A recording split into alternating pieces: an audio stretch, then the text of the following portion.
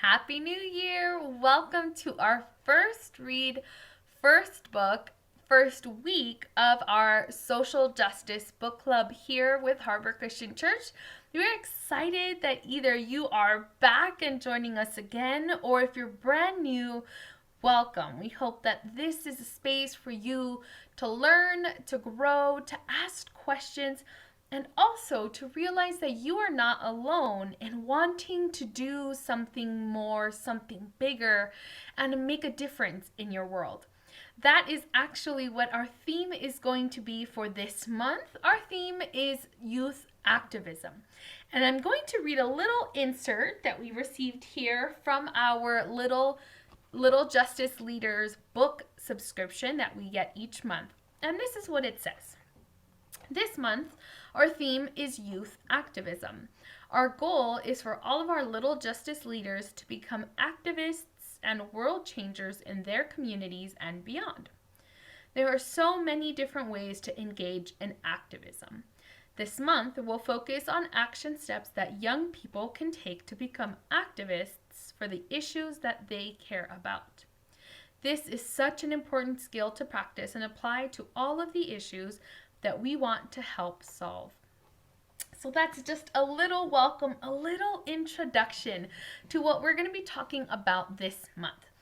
And many times, I know for me, when I first started in this journey, when I would hear the word activism, I thought about older people, adults, grown-ups who had done big things, who decided to take a stand, who said enough is enough and did something. But I didn't always envision a young person. I never imagined a child being able to be an activist. That didn't really make sense to me. But when we look at what activism is and what it means to us, that means anyone can do it. It means that you, in your home, in your school, in your neighborhood, you can make a difference by standing up for something. Sometimes it can feel a little scary to think about being an activist because there's so many unknowns. We don't know if the topic that we bring up will always be taken seriously. We don't know if we will have the ability or the resources to make a big difference. But the point is that you are doing it. You are trying. You are going out there or talking to people about something that's important to you. And as I mention almost every week, these times that we meet up here, it's only once a week. And this is not the end-all be-all of learning about a topic. So if being a youth activist is something that's interesting to you, which if you're joining us here every week for the last almost 2 years, means you're interested, you can do some more research as well. You can talk to your parents or your teachers or other caregivers about learning more about activism, what it means to stand up for something, and what the steps are to actually getting something accomplished. For some of us right now, either because of our age or because of having to be inside for most of the times, we're not meeting out in the world the way we have been for a long time. Sometimes activism just means learning. It means getting educated. It means reading books, listening to stories, researching online. Maybe if you're old enough and have social media, following accounts that talk about the issues that you want to learn about. That is always the first step, regardless of what the issue is. It's learning, knowledge, education. And so I want to give you some props for being here and learning about this and being willing to have these conversations. So with that introduction of our theme, let's get started with our book today. Today, we are reading this beautiful book called Follow the Moon Home. It says, A Tale of One Idea, 20 Kids, and 100 Sea Turtles by Philippe Cousteau. Philippe Cousteau. Follow the Moon Home.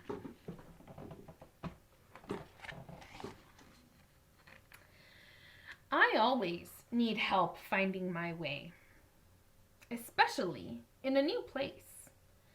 Before long, you'll feel right at home, Viv. I wasn't so sure.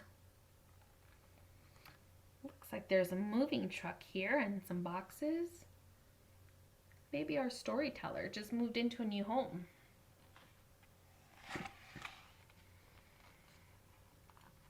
Welcome, Vivian, called Mr. J. You are just in time for the fun. We're looking for a problem to solve. I got out my pencil and I bit my lip. Mr. J here on his board has a list on community action and steps to moving forward with it. It says identify, plan, take action, tell the story, and reflect.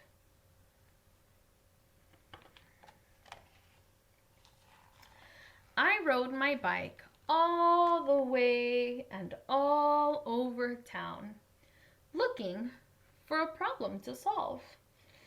But mostly, I just got lost. On Saturday, I took Samson and Luna for a run on the beach. Mostly they pulled me. Let's make a gigantic hole, I gasped, plopping down. My big digger and my little digger sprang into action. And suddenly it was raining sand. We see our little pups definitely getting into the spirit. Oh. Looks like fun, but be sure to fill in that hole, said a man walking by. It's nesting season. I smoothed out the sand, and we all went to look at what he was pointing. What do holes have to do with turtles? There's a sign over here that says, Loggerhead Turtle Nesting Area. Do not disturb. So he's pointing something out to them. It's because of the babies, said a voice. I whirled around to see a girl from school. I'm Clementine, she reminded me. Baby sea turtles need a clear path to the sea. Holes and sandcastles get in their way. Oh, I didn't know we had sea turtles here. Samson pulled on the leash. We do. Oh no, look what happened to this baby, cried Clementine. Looks like there's a little sea turtle that lost its way. Why were you going the wrong way, little one? Looks like they're both pretty upset about that. Mr. J had told us to use our own eyes. So that night, Mom and I went back to the beach. As darkness fell, we could see the bright lights winking on, one by one along the shore. That's it, I said. The lights in the beach houses are the problem. Why is that? Mom asked. When baby turtles hatch, they follow the strongest light that they see, I explained. So if they head away from the sea, they get dehydrated and die. So we can see all the bright lights up here in the houses.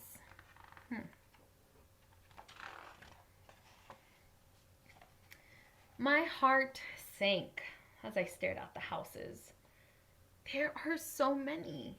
How can we ask all these people to turn off their lights? Most of these houses are vacation rentals, Mom said. That means new people come to stay every few days. We'd have to knock on doors every night. Clearly, I needed help to solve this problem, and I knew just how to get it. On Monday morning, Clementine and I raised our hands first. We told the class what we'd learned and observed about loggerhead sea turtles. The sea turtle eggs are starting to hatch, I went on. To save the hatchlings, we need the whole class, the whole town, to help. And that's how Lights Out for Loggerheads began. Looks like they all really got to work.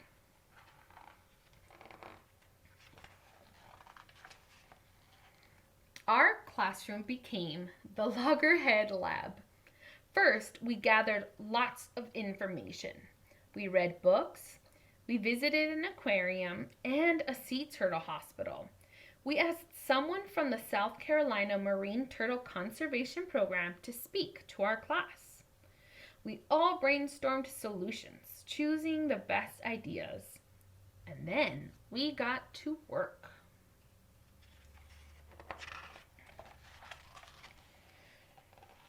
We made posters and delivered them all over town. We wrote fact sheets for all of the vacation beach houses. Their little note here says, "Lights out for loggerheads. Let's keep our beaches dark at night, turn off outside lights, and keep curtains closed. Thanks." And the pup has a sign here also that says, "Invitation to the town hall."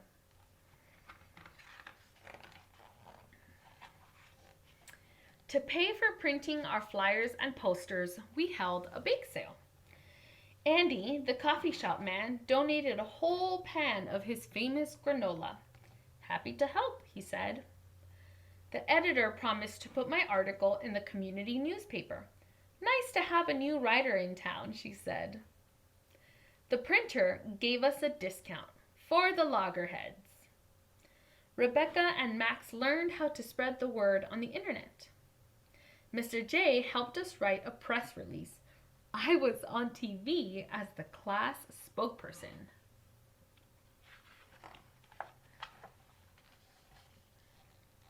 We invited volunteers from SCUTE, or Southern Carolina United Turtle Enthusiasts, to a town meeting. When the big night arrived, the room was packed. The room buzzed with ideas. We talked about how to make the beach a great place for turtles, how to mark nests, how to run nightly patrols, and what to do if hatchlings get in trouble. Their poster or their projector here says, "Do keep beaches dark. Turn off outside lights during nesting season. Do stay clear. Don't disturb nests, adult turtles, or hatchlings. Do get involved. Volunteer. Help protect sea turtles on our beaches." Lights Out for Loggerheads campaign. At the end, we decided to form our own volunteer group. People cheered for our class, and Mr. J beamed, "I am proud of you all." That was the best night ever. Until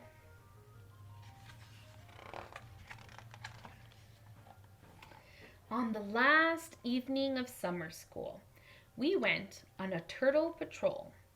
Lots of parents came too. Everyone smiled as we watched the lights along the beach go out, one by one.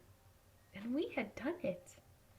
Suddenly, a movement on the sand caught my eye. "Over here," I whispered. We crept closer, careful to stay quiet. A crescent moon shone on the waves. The sea glittered like silver. I made out first one, then 2 hatchlings. Soon the sand seemed to boil over with life. Tiny turtles, no more than 2 inches long, burst from the nest. And we watched, barely daring to breathe. Would they know where to go?